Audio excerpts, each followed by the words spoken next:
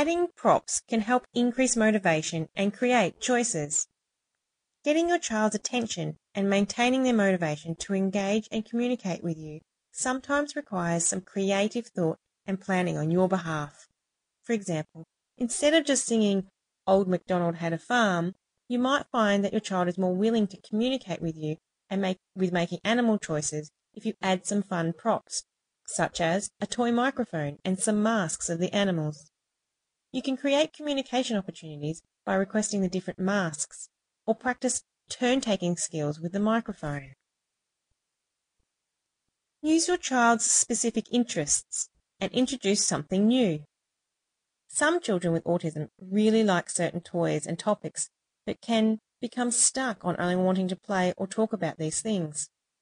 Some common interests that people with autism have might include trains, letters and numbers, dinosaurs, or characters from their favourite cartoon or latest Pixar film. It is important for us to encourage these children to extend their interests, to gradually include other activities and skills. For example, the girl in the picture typically lines the alphabet puzzle pieces up before putting them in the puzzle frame. By suggesting that she turns the puzzle into a fishing game by putting paper clips on the letters and making rods out of strings and magnets, she is still able to enjoy her letters, but the activity introduces social skills such as turn-taking and commenting about what she has caught on her rod. Keep learning happening by introducing new concepts. While it is important to have fun with your child, it is also equally important to provide opportunities for them to learn and practice new skills. For example, your child might be really good at a particular activity or be using particular communication skills appropriately, but it is important to keep learning happening and focus on what skills or concepts they could be learning next.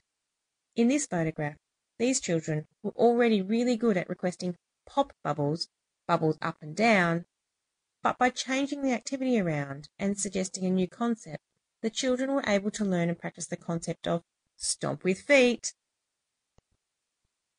Think about how certain toys can support communication. Before you start playing with your children, give some thought to how you might use a particular toy or activity to help your child practice a communication skill, or how you could introduce a new concept that you would like them to learn. For example, balloons are excellent toys for engaging children and motivating them to communicate and play. As children often need help to blow up balloons, you can create lots of opportunities for your child to ask for help. Alternatively, you might like to extend their communication and encourage them to ask for their favourite coloured balloon. You could also ask how many pumps or puffs of air they would like in their balloon. Encourage your child to participate in everyday activities. It might take a little bit longer, but it is important to include your children in your everyday home activities so they too can learn how to clean, cook, wash, etc. Initially, your child might only be able to help out with small parts of the activity, but the ultimate goal is that they will be able to carry out the activity independently. By including them in these activities, you also open up to many communication and learning opportunities. For example, cooking can be a great way to motivate your child and promote independent living skills. Cooking can be used to practice skills such as following instructions, imitating actions such as stirring, or making choices. In this picture, the child is requesting the colour of the icing he wants on his cupcake. Comment about what you are doing. Initially, we teach our children to request for the items that they want. But if your child's language is moving on, you will be starting to think about how they can use communication in other ways, such as storytelling, sharing news, and commenting. You can begin this by showing your child how you share information. As shown in this photograph, by talking to your child about what you are drawing, you provide opportunities for your child to hear relevant comments and information. You might point to a particular part of the picture and make comments about it, or ask your child some simple questions about what has been drawn. Talk about what and why you like certain things. If your child has started to comment and share information with you, it is important to help them to continue to develop these skills by modelling more complex language. For example, in this picture, the adult could start to extend her comments from just describing what is happening, the marbles went round the loop, to explaining what and why she likes something, such as, I like it when the marbles go fast down the marble run.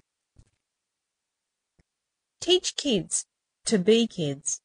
It is important for children with autism to learn how to be like other children. Sometimes this means we need to teach them to be silly, such as blowing bubbles in their drinks. But by doing this, you will not only have lots of fun with your child, you will also provide opportunities to teach them that sometimes it is okay to be silly, but when other times it is not okay to be silly.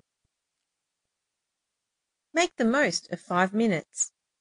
You don't always need to purchase expensive toys or spend lengthy periods of time with your child to practice communication skills.